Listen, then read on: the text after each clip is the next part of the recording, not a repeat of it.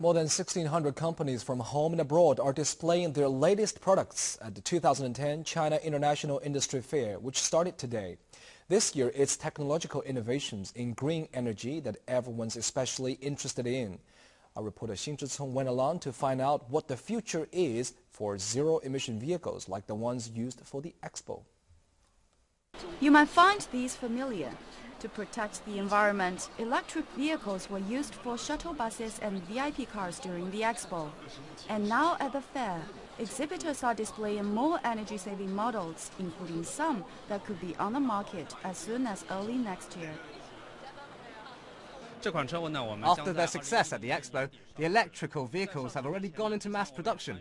They only use electricity with no emissions.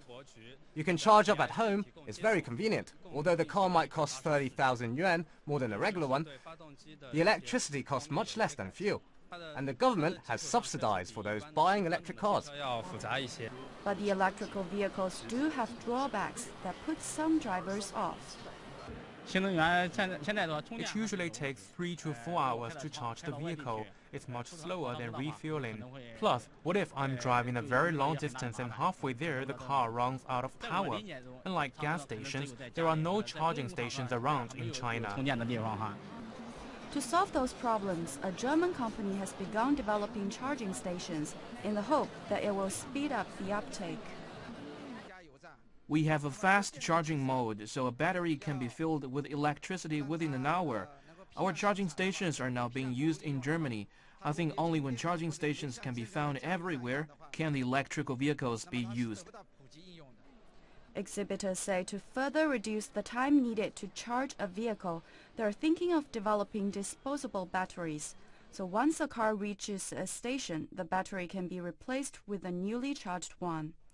Earlier in June, China released its Green Car Subsidy program. Buyers of plug-in hybrid vehicle will receive up to 50,000 yuan in subsidies.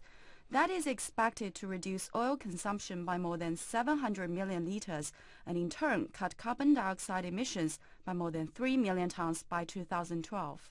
There's still a long way to go for vehicles to be totally zero emission, but exhibitors say they're making concrete progress every year. They hope more subsidies will be given to both research and consumers to make energy-saving vehicles more popular to drivers. Xin Zhicong, ICS News.